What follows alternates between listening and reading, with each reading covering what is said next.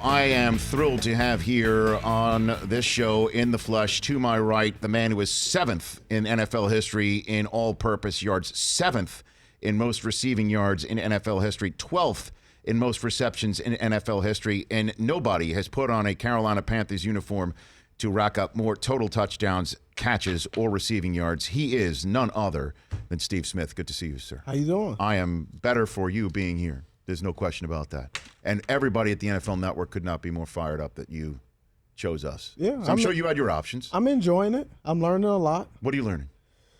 How to drink water from a fire hydrant through a straw. That's what I'm learning. No, wait, because I was about to think to myself, wait, we don't provide straws or fire hydrants. It's a lot. You know, I've put on myself to learn a lot. You know, worked the draft, did that the first round. That's really learned a lot of things. Did the combine. So I'm learning football from a front office perspective, and I've really been enjoying it. Did you do the combine as a player? Did you go through the combine as a player? Yes, I went through the combine. Okay. I went through it as a different way. It's totally different now. Yeah, I know. So you were at the 01 scouting combine. I was there, yes. And there were no TV cameras. The NFL Network had it was 2 years from existing. As a matter of fact, the first Super Bowl we ever covered was your Super Bowl. It was in Houston, where we did where we just went last year. Yes. I know. Where New England showed up again. I know. that kind of stung when you just said it. I didn't mean it. I didn't. I was just like, oh yeah. Ooh. Yeah, they showed up. Same quarterback, same guy. Yep. Same division. NFC South. That's right. Yeah. NFC South versus the AFC, New England. Yeah, AFC South. And so I just want to get back to. So this is your hometown here in Los Angeles. Yes. You went to Santa Monica Community College. Yes. I went to University High School. Went to Paul Revere/Emerson. You know. And so you went to Santa Monica Community College because why did you go to there? I decided my junior year that I wanted to start paying attention in school. Okay. And it was my opportunity. You either had West LA, Southwest wasn't very good. You had West LA and Santa Monica. And so I chose Santa Monica. There was a great coach, or SSO, Robert Taylor, who gave me an opportunity, and it worked out. And Chad Johnson was your teammate there, correct? Yes, Chad. We were on the team together, yes. Why would you not use the word teammate there? See, I pick up what you say. Yes. And I know you put down only what you mean when you open your mouth, Steve. Community college, generally, if you're playing sports, is a 2-year commitment. I was there 2 years. And Ocho, as he was eventually to be known, went to Oregon State. For one. You went to Utah, right? Correct. How did you go to Utah? How did that happen? They were recruiting another guy who was like my older brother, who passed away as well, Demetrius Posey. I played in the slot. So I was really following him. They saw Chad and Demetrius, and then they said, hey, we like Steve. And so they offered me, and I went up there really following him. And the coach, the wide receivers coach, is Fred Graves. He coached a guy named Brian Cox. I think it was at New Mexico State. And Brian Cox was the sports director at Van Ness Park, where I grew up. So that's how you all connected together? No, basically, so what I saw Brian, what he was as a father and a husband, and what he made and how he worked, I said, he's helped him out, and he's done well for himself. So if anything, I get a great education, and I'll be able to provide and, have a good job. And a lot of other people that came in, the one thing going through the process with my kids, the college recruiting system is different. These guys come in, sometimes they don't look the same color as you. And they come into some of the environments, and the first thing comes out of their mouth is trust me. And I had a guy who was African American, who grew up in Compton, who understood the lay of the land. He also knew and coached people that I respect and knew the lay of the land. So the similarities, I could relate, and I thought they were very similar. And I had an opportunity and a chance. So I went with the guy that I related to versus some of the other guys who were coming in that, the first thing when you meet a stranger, the first thing they say is trust me. no, I'm not going to trust you. And this guy, he didn't do that. So that's why. Steve Smith here on the Rich Eisen show. So you go to Utah, and then you wound up. What was it like? Somebody from Los LA, Angeles. It was different. Showing up in Utah. Especially 01. It was different. But I had said I wanted to go wherever was going to give me an opportunity to go for free, because we couldn't afford to go anywhere. USC didn't want me. San Diego State didn't want me. So I said, hey, this is my opportunity. It was San Jose State, Utah, and Sam Houston State. Huh. And the guy who recruited me in Sam Houston, the Trust Me guy, he actually, they said, so I got into Utah, but I couldn't get in Sam Houston. So, okay. So I didn't have the grades for Sam Houston, but I had the grades for Utah. Where does the chip on your shoulder come from?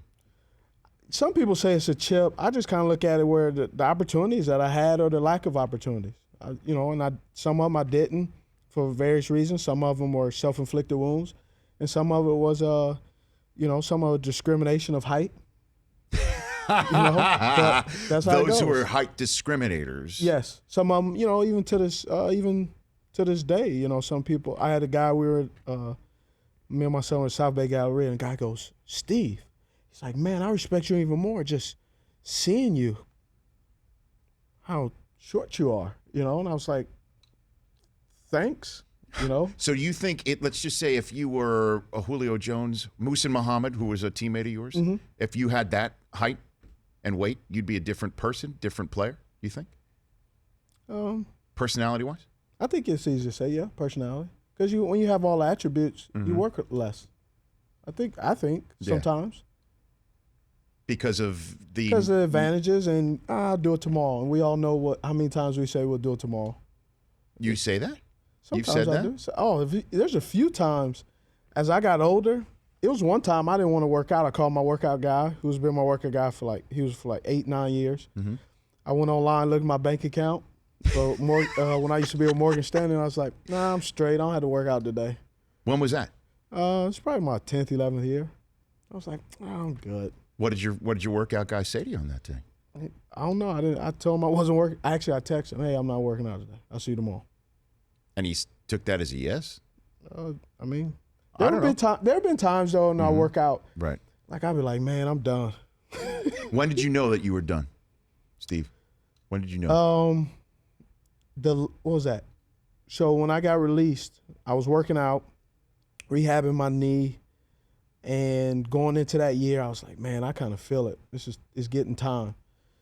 And that year that I said I was, that whole offseason when I trained with my guy, I was literally working out.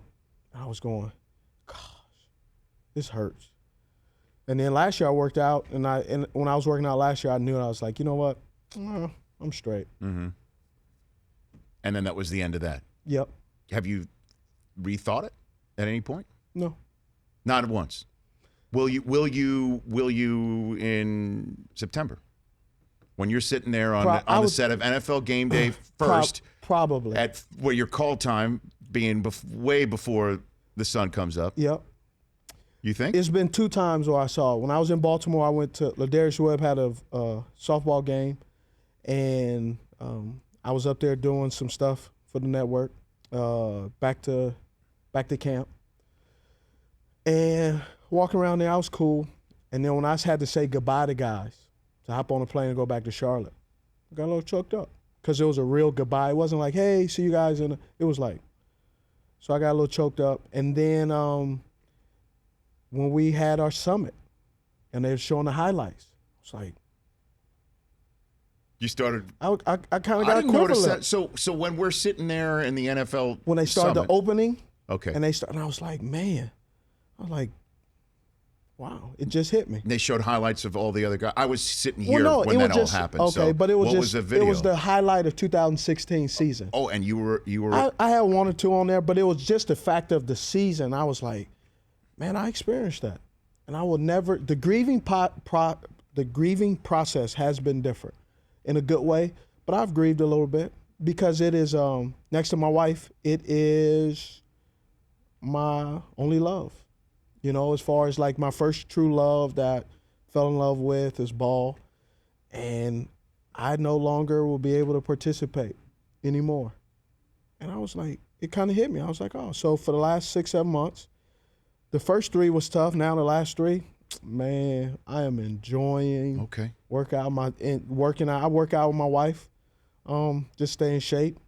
Got a friendly wager with Ike Taylor. Yeah. So I'm working out to keep that. What's your friendly wager? His wager is that he thinks I'm going to get stung by multiple bees and blow up and get fat. And so okay, so it's that you know how I guess the freshman 15 in college, correct. It would be the freshman fresh off retirement. Yes. Like you're done. You don't need to be ready for Sundays anymore. You are just going to just fatten up. Yes. And he's bet you that you will do that. Yes, by Christmas.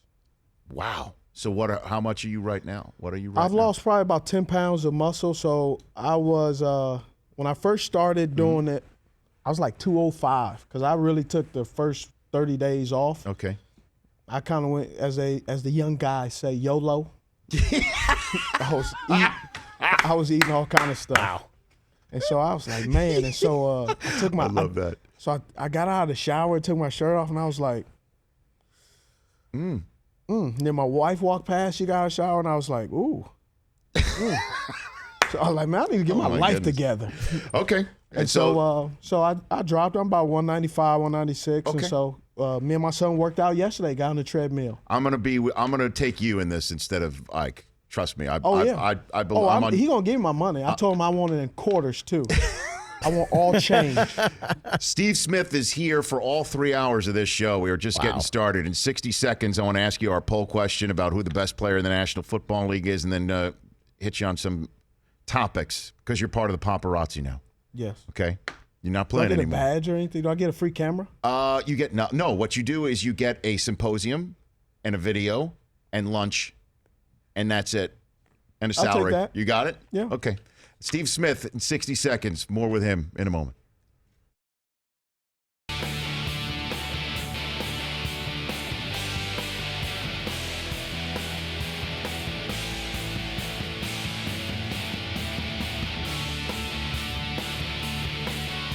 Oh yeah, the TV. We come back on the TV side showing the Santa Monica Pier. That's old. That's your old stomping grounds in a way, Steve Smith. I used to work at that. I worked at Ferris wheel. What do you mean?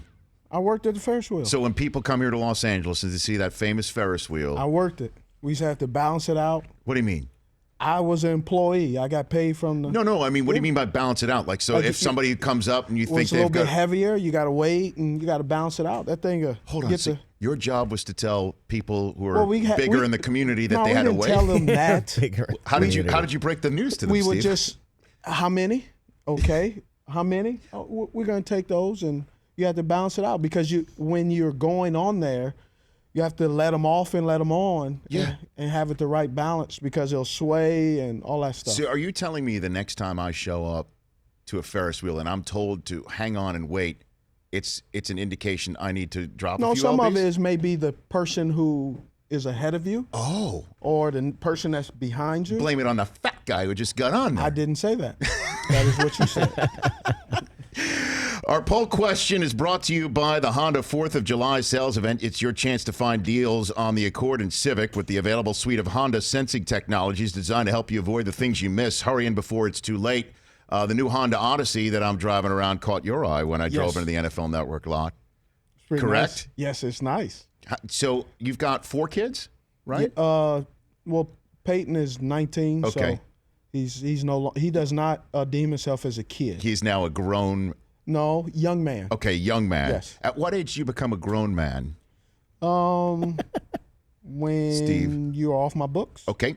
And when do you become a grown-ass man? When does one become a grown-ass man, Steve? When you live in your own house. Okay. Or apartment, whatever. Or when you have to ring the doorbell to get into our home. Ding dong visitor. Hey, Petey.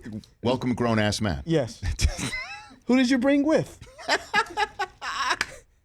How old are your kids, Steve? So Peyton is 19. Yes. My daughter's 15 / should be 16 September. What are you going to be like when somebody comes to court your daughter, Steve? I'll be very entertaining. And there is no man good enough for my daughter. I think, if she waits till she's 45, I'm cool with that. So, Okay. Yeah. Was there a prom in the past or anything like that with your daughter or anything? No, like that? she's only a sophomore. Okay. I see. I've got only 8, 6, and 3. I can't tell so where 15-year-old is. 1915, Okay. 12, and soon to be 3. Little Deuce. Little Deuce. Yes. Ask the poll question of Steve Smith, Chris Brock. I don't know how I can even follow up that. Go for it. Top 100 revealed last night, Steve. The top 6 we got here. Who's the best player heading into this year's NFL season? Tom Brady, Von Miller, Julio Jones, Antonio Brown, Khalil Mack, Aaron Rodgers. You have to choose one of the top 6 that is revealed and voted on by their peers on last night's top 100 list. So on the NFL Network. I'm an employee of NFL Network. I've never voted on the NFL Network poll. I did see one guy was voting for another poll of NFL Network, and they were kickers when I was in Baltimore. So are you saying that the list is not? I'm not saying that the list is not valid. I'm just questioning who are all of the participant voters of the top 100, because I was not on that list at any point in my I got it for you. 16 years. 16 years. I've never been asked. You would have been. I've been asked about a guy, but I've never been asked to cast my vote. Okay, now you are. Yes. I am now actually giving you that opportunity, but I'm only giving you a pool of 6 players. All right. So Steve Smith, you have now been officially asked by a fellow member of the NFL Network. Who's my top? Yes. The guy who won it, Tom Brady. Okay. I mean, yes, I think the guy who. I think that's very simple. But I mean, should we really live in the rings the thing?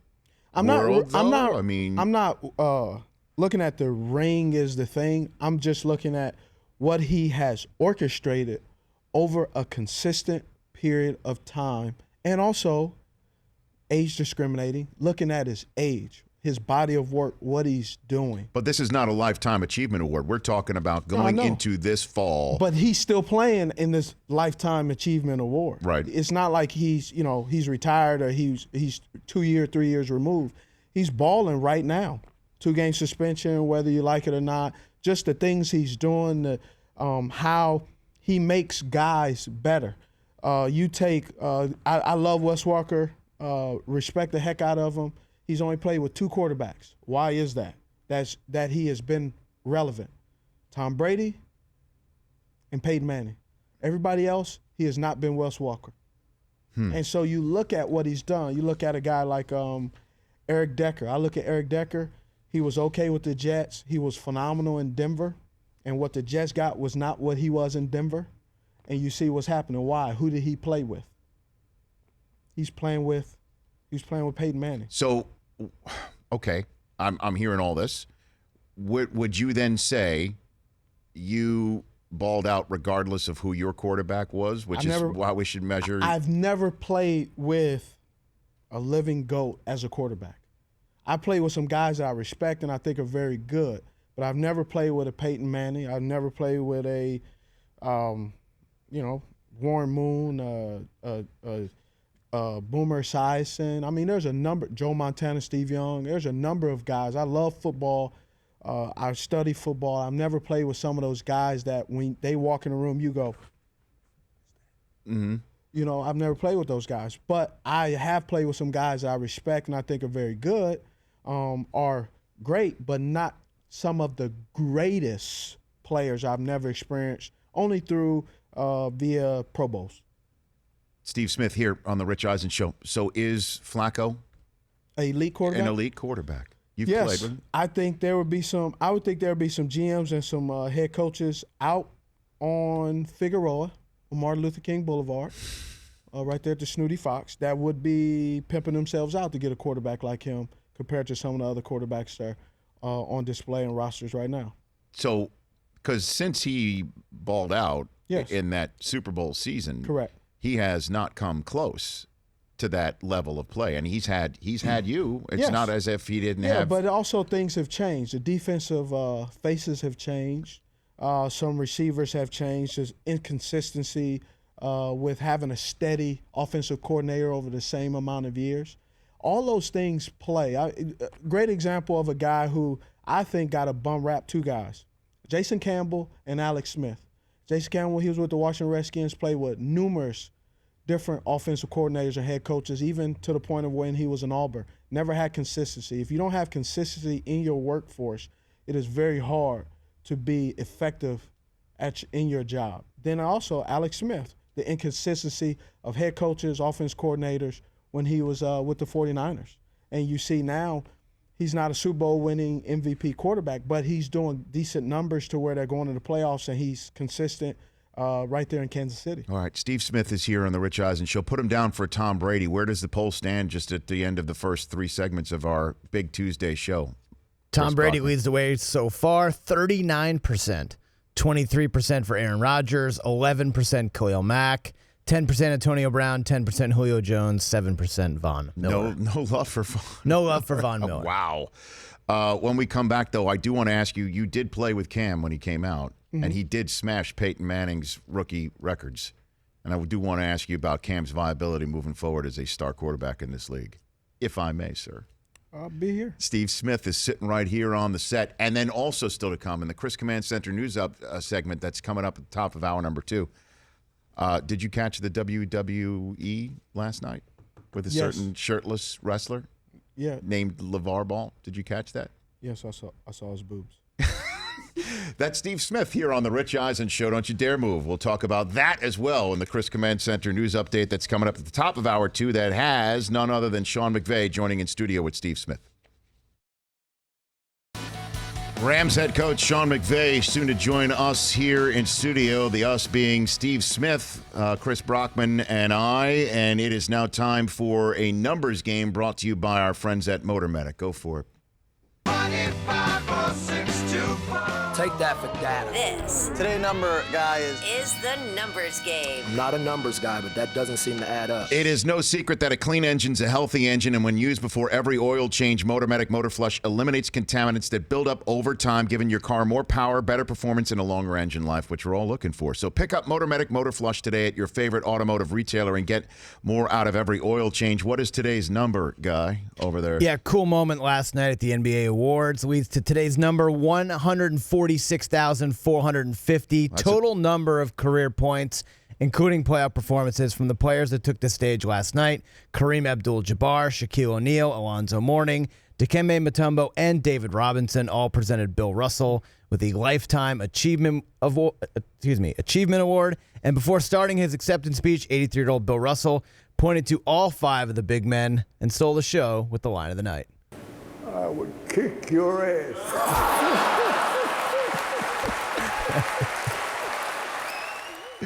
What a line. Out of Bill Russell. Pretty great. Pretty great. Tough to argue. You ever met Bill Russell? You ever met? Unfortunately, no, not yet.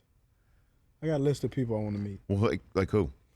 Who's out LeBron. I met Jordan. Have you met Jim Brown? No, I have not. I have not met Jim Brown. That is always intense. Really? Oh, yes. I don't think I want to meet him. No. What about intense meeting intense? I mean, you I'm trying to lay off. I'm really trying to just chill. okay. This has been going great for him. I met Ricky Waters. Okay. Yeah. Well, so while you're chill, let's bring up Cam Newton. Okay.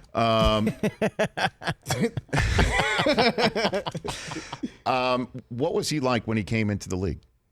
I think like every rookie, especially rookie quarterback, believing in himself and thinking that he's going to take he's going to be the guy.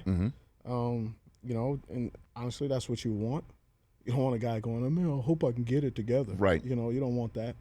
I mean, every quarterback that's coming out now that's drafted high, I mean, they're treated like superstars, and rightfully so, because our game and the college game has changed tremendously. Why did you retire a Raven?